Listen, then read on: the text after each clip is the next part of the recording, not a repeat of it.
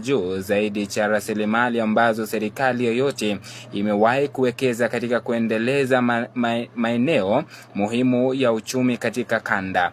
Alibainisha kuwa serikali inatumia shilingi bilioni 64 kujenga nyumba 44,074, masoko 39 ya kisasa na hoteli za wanafunzi 15,000.